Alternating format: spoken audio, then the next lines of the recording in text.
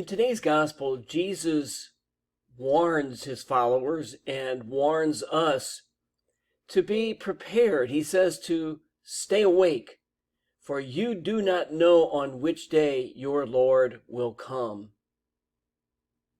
Oftentimes, this gospel is interpreted to mean that we have to be prepared for Jesus' second coming, that we know neither the day nor the hour when the Lord will return to the earth. I don't think it necessarily means that.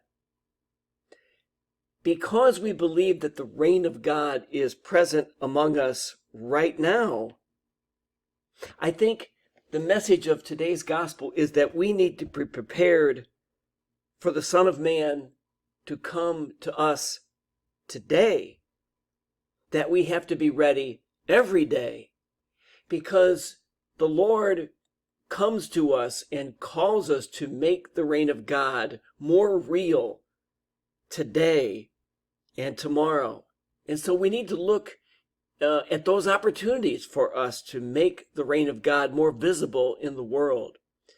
And especially we need to look in the faces of the poor, the marginalized, the downtrodden, and see in them the face of Jesus, who calls us and tells us to be prepared for his coming.